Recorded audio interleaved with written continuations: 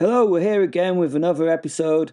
Please go down to the description thing and do stuff. There's things happening in there that you can go and find us on Facebook. You can buy some books that we've written.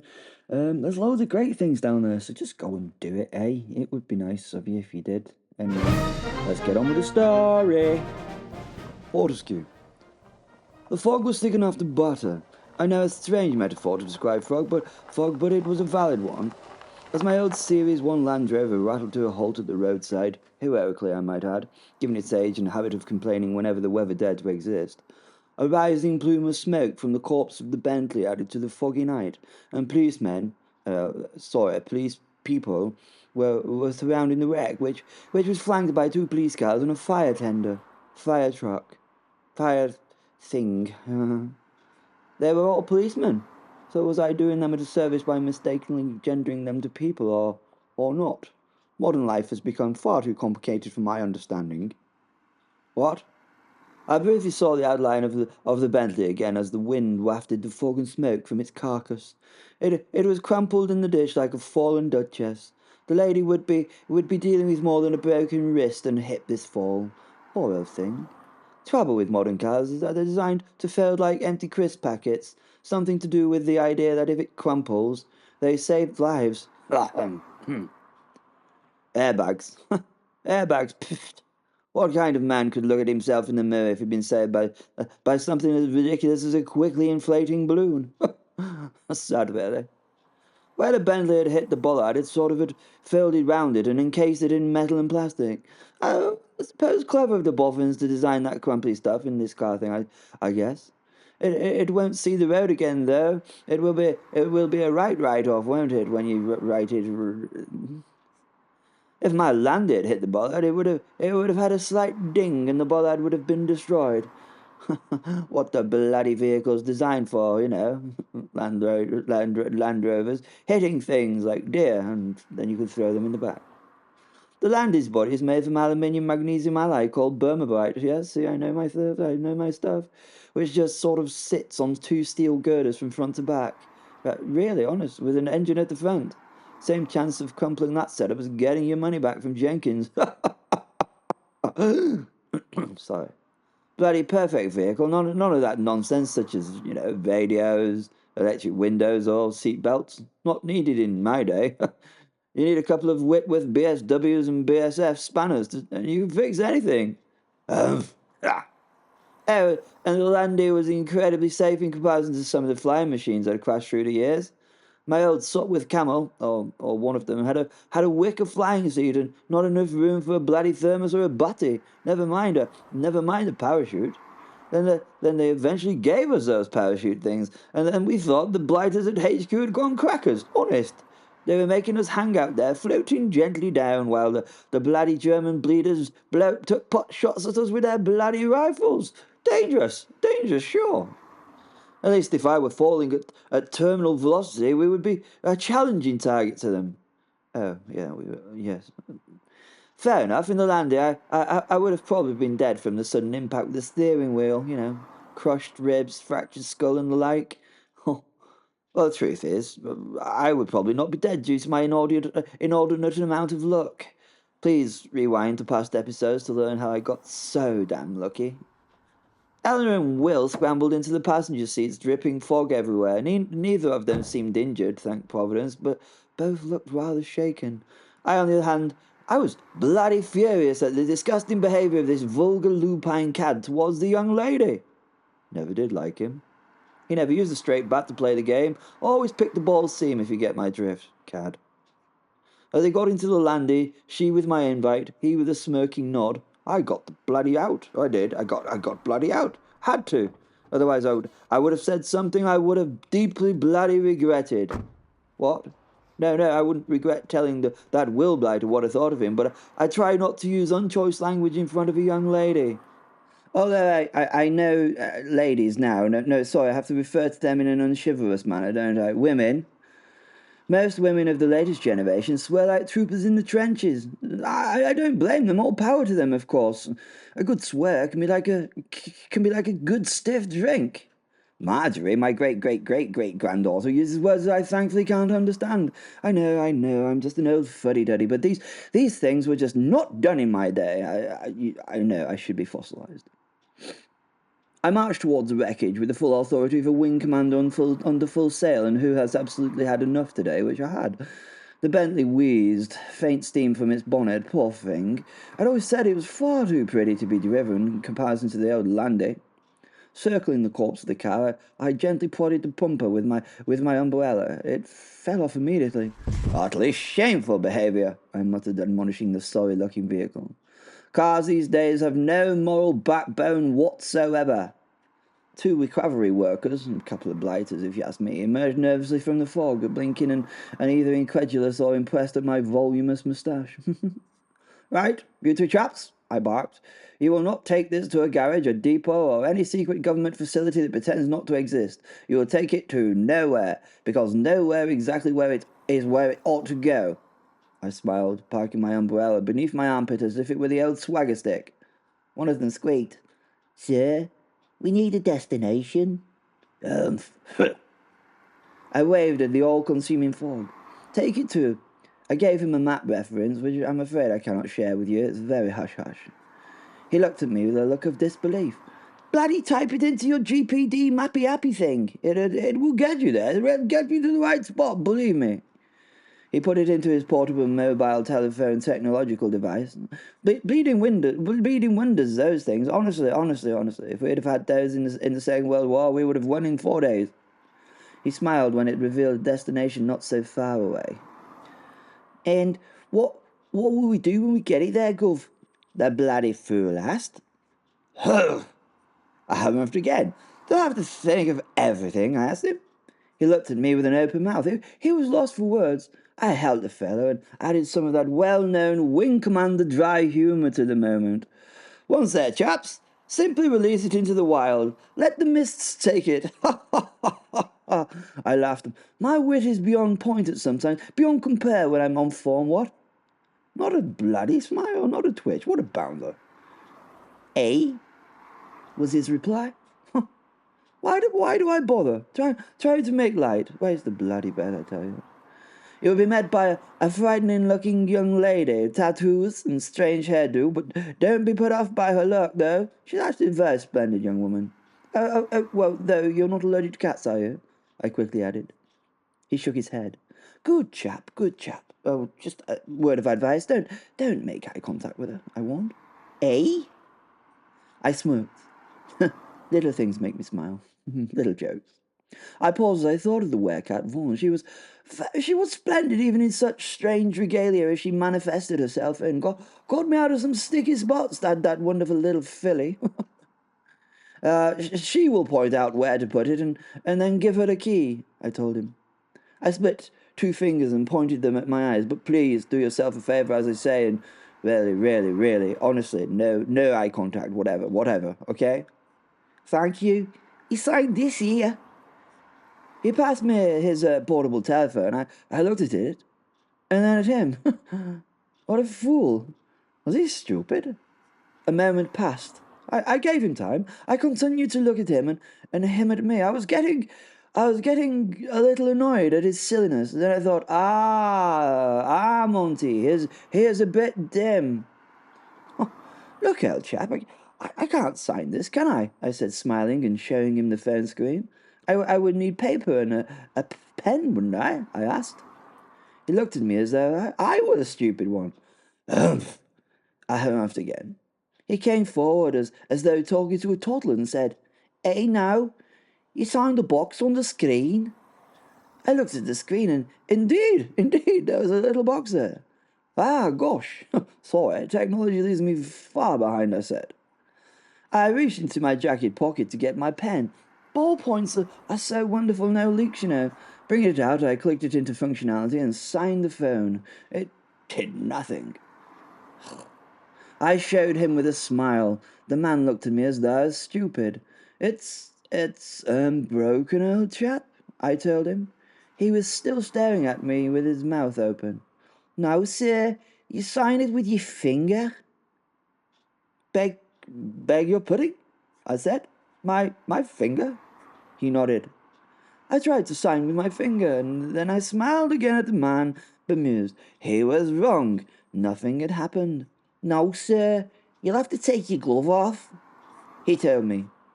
I looked at him with a bloody big bout of deep suspicion. Doesn't bloody take my fingerprint, does it? I asked him with a hint of warning in my tone. He just scratched his head as he stared at me as though I was one of the things that I searched for, a paranormal what's it. I took my glove off slowly and touched the screen. Ah, yes, a dot appeared, and I smeared it across the box. Not really a fine signature. The man snatched the phone back off me. Thank you, he quickly said as he turned and rushed away. I didn't care. I re-gloved my ungloved hand. I had bigger problems.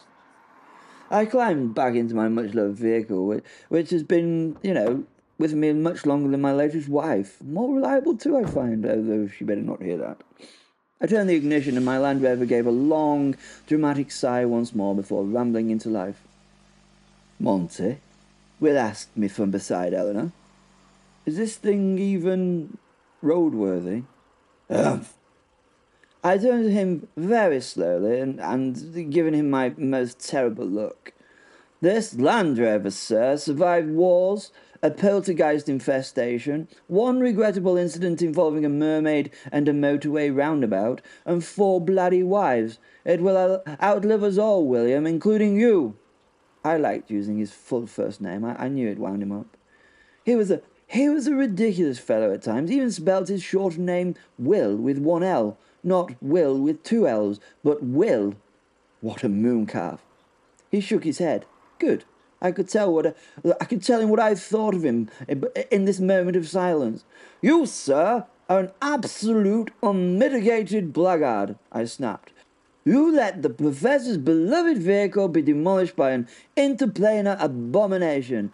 And also, sir, you let this poor young lady take a fall for your amusement. It might have killed her. You should not have allowed that to happen, in my opinion. I didn't allow anything. The blackguard protested. You were supposed to protect her. I did protect her. You were supposed to do it without turning the Bentley into modern art. Will Lee Am. Eleanor was quietly massaging her temples. Obviously, he was getting to her. I could really sense this. He was doing her head in. See? Modern vernacular from the old fossil. I told you, I'm fine. Please, Wing Commander, leave it. It was all my fault. Yes. Well, you could have been confetted across Hampshire, I said sharply, which is unacceptable in my opinion, my dear. I continued to mumble. Fen Will's wool soul shifted sulking. At least you guys can sit in the front. He was trying to change the subject. Swap, he said to Will. No, I'm not sitting in the back. It smells like old maps and regret. Will replied. It smells, I corrected, like history, and that is an honour to be sat amongst, my old wolfy friend. I did have a high regard for Fen the Woolsell, just not his choice of Will as the man he possessed. We all have failures in our personalities, though. Well, others do. Mine is completely solid. Fen muttered something distinctly lupine. Ow, something just stabbed me. That's impossible, as are you, I muttered to Fen. You made your point. No, the point is stuck in my backside. He whinged. That will be the invisible umbrella, or the invisible sextant, or the runic invisible cricket bat of death. Nobody knows what lives back there anymore, I'm afraid. This is invisibly degrading, he muttered. And richly deserved. You should have stopped that bleeding blight or what? Take it as an opportunity to learn in the face of discomfort. The Professor said something nonsensical about suffering and loss being a means of learning, so I'll just bloody go with that. He's a bright chap after all, although it sounds like utter tosh to me.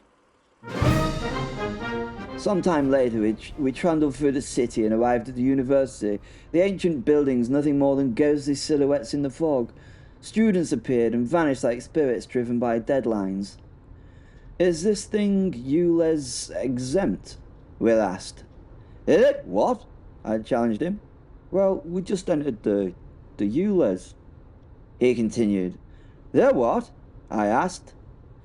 The ultra low emission zone, the zone which you go in and get fined if you've a car that's, a certain sort of years old and is sort of dirty with the pollution. What? I asked. Oh, haha, Will was laughing. He was trying to wind me up. It was his way, ULE bloody Z is right. The British government would not stoop so low as to engage in any of that nonsense nor this fair isle. That's for all those tree-hugging, ballsy foreigners, isn't it not? Humph. I harumphed. Will held up his hand. Never mind. Fang continued to grumble about biting people, transforming on purpose, full moons and injustice among, other things. He was exceptionally threatening, to be honest. I won't go into the bloody words he used. It wasn't cricket. I ignored him, of course. Luckily, I can do that. If he laid so much as a talon claw on me, the universe would intervene. I don't know, a goose would fly through the window. Pow! As it said in the Dundare comics. A cyclist would collide with a car and fall into his mouth. A library gargoyle would tumble down at precisely the wrong moment and be a statuesque distraction. My luck is extravagant and inconvenient for anyone attempting violence. We pulled up behind the old Sciences building, ivy dripping with mist and chimneys exhaling incense. I shut off the engine. Right, out we get. Will touch bloody nothing. He groaned. I apologised for the bloody teapot. Well, that teapot spoke 13 languages by the end, I snapped.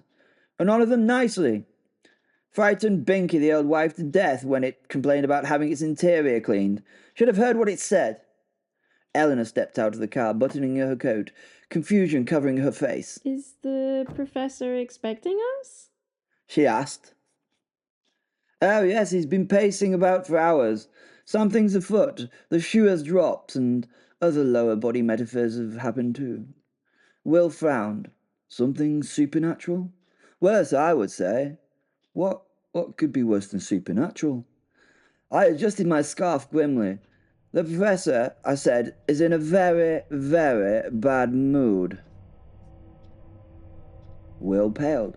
Not out of fear of the professor, but knowing that if something troubled that man this bad, it was very bad something that was bad. The fog thickened ominously. Humph. Why do you do that? Will asked. What? I asked. That's a harumph sound. I don't make any bloody such noise, I told him. He turned away and swore under his breath. I heard Fen, his wolfso, laugh, and then I harumphed properly for my own pleasure. Ahem. Oh, I knew a good harumph nibbled at the blighter's irritations, of course I did. I harumphed again, twice in fact. Ahem. Ahem.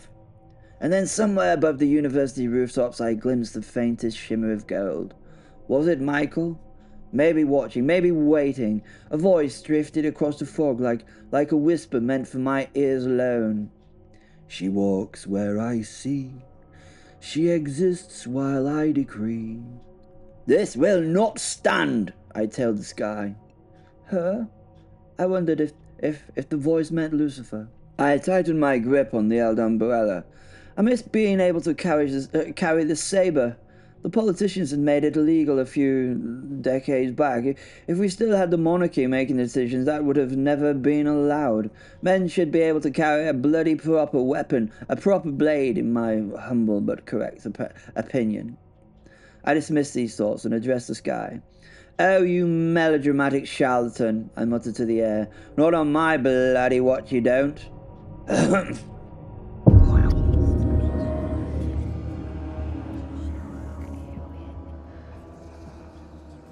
I am the ancient sorcerer.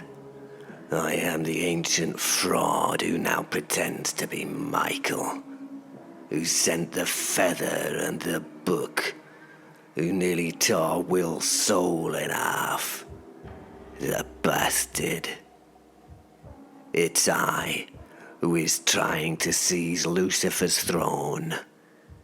And at the end, there will always be the twist. I've had more names through history than I can recount in any book of any size.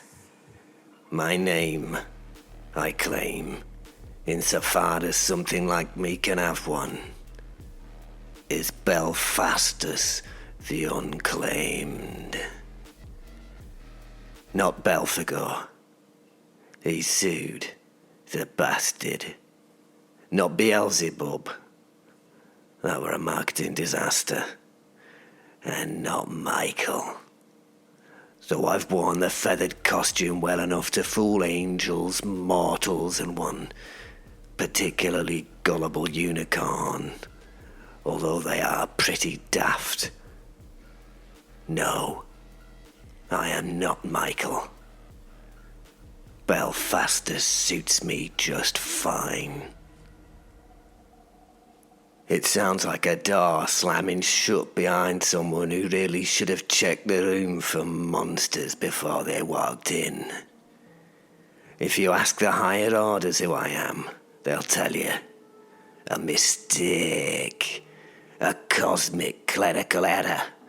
A sorcerer who should have died 2,000 years ago but didn't due to a bureaucratic oversight and an unusually strong refusal to cooperate. I am the Unclaimed because hell rejected me, and heaven pretends I don't exist.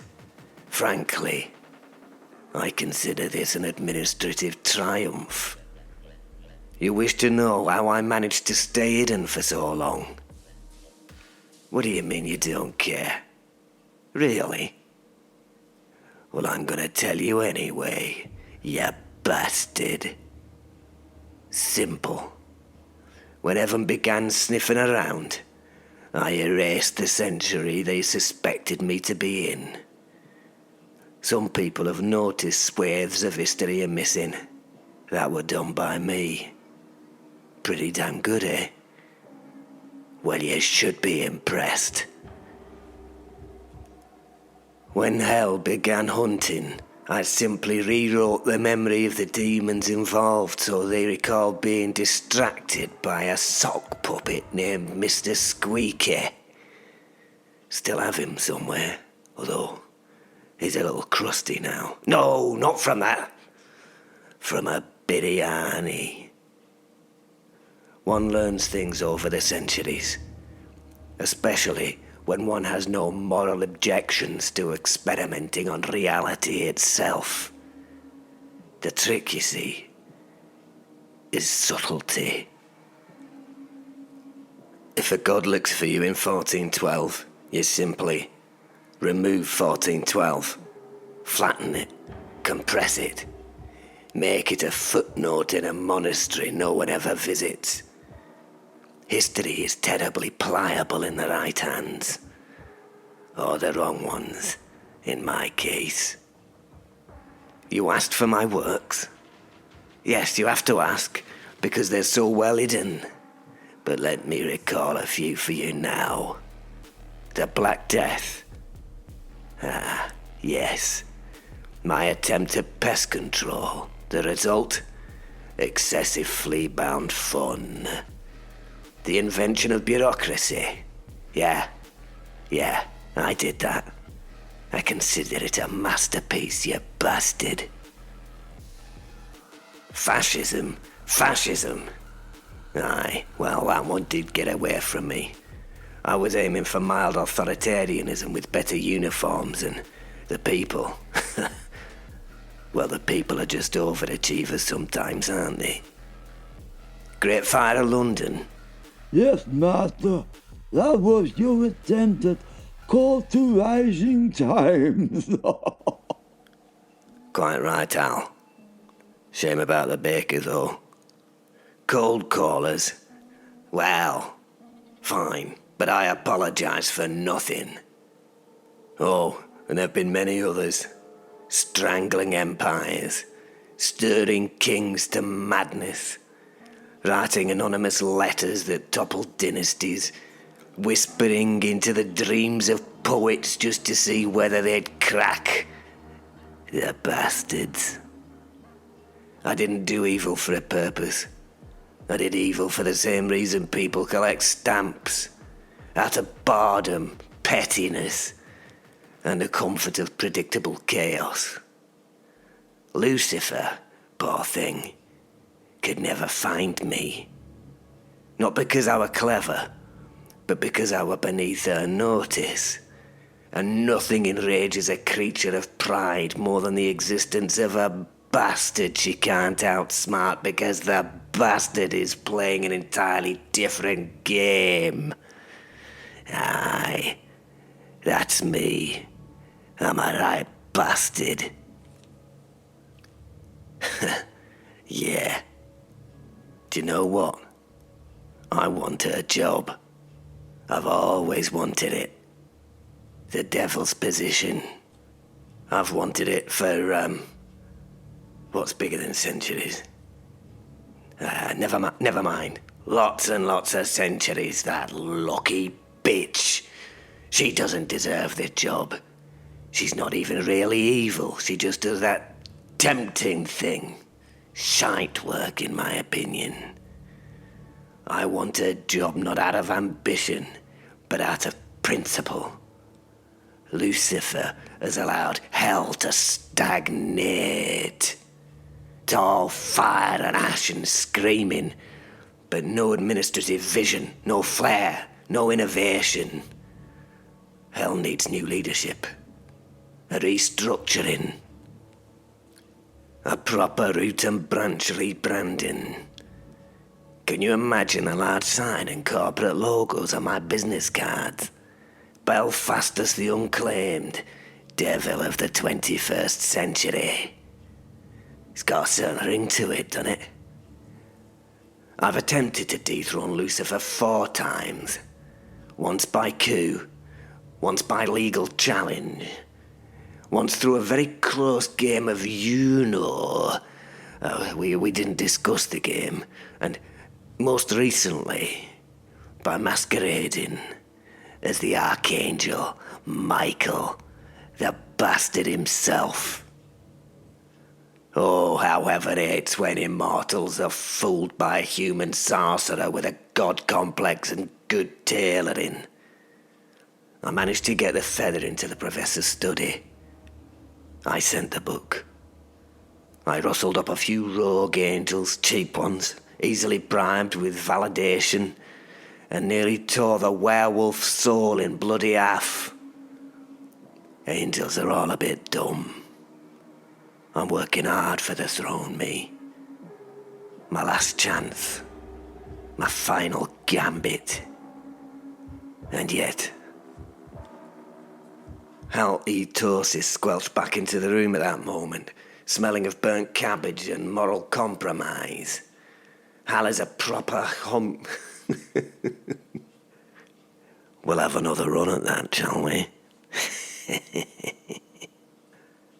Hal is a proper homunculus, stitched from misplaced intentions and wherever organs were lying around the lab. His eyes are the colour of old dishwater, and his breath could be legally classified as a biological weapon. Martha? No, he's not calling me Martha. I just can't get rid of that bloody lisp of his. He means master. Hal wheezed. The fire is broken again. Of course it is, Hal, I said, massaging my temples. Everything's bloody broken. The world is broken. Hal blinked slowly. So what now, Martha? What now indeed? I replied. You see, there comes a moment, even for a creature of ancient depravity, when the universe says, "No, lad, you've had your fun. Now sit back down, you bastard." My great ritual had previously fizzled. My last attempt to dethrone Lucifer failed so catastrophically that the Morning Star herself had sent me a letter. How she found me has me slightly flummoxed to this day. A letter. It read, "Stop trying. You're embarrassing yourself. L." That stung. She didn't even sign it bloody Lucifer, just L. Mockery by abbreviation. And somehow, she made it so I ended up here with no escape. Al tugged at my sleeve. Martha, the customer is waiting. I sighed. Very well, Al.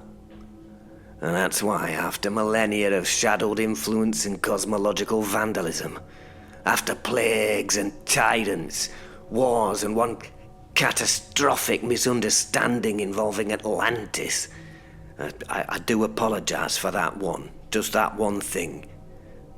Well, after all that tumult, you can now find me, Belfastus the Unclaimed, scourge of the ages, architect of global misery, aspirant, devil of all creation.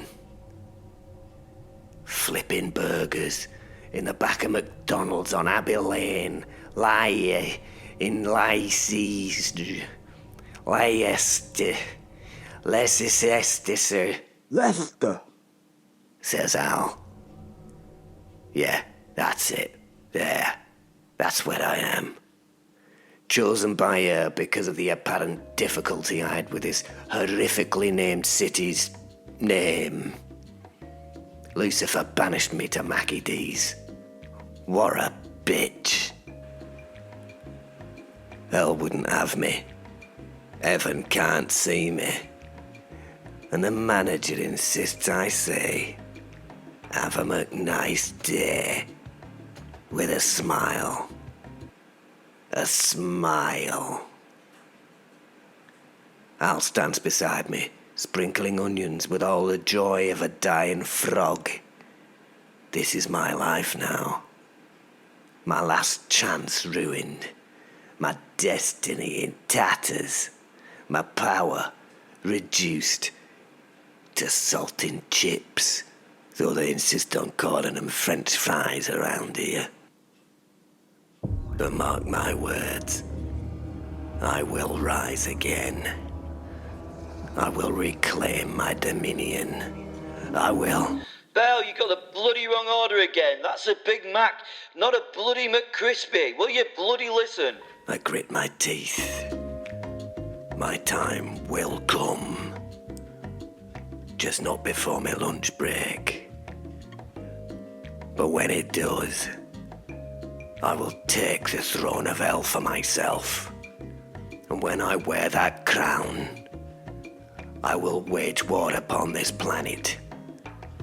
And when that is done, I will take my fight to heaven itself and all the gods and angels that live within it. The bastards.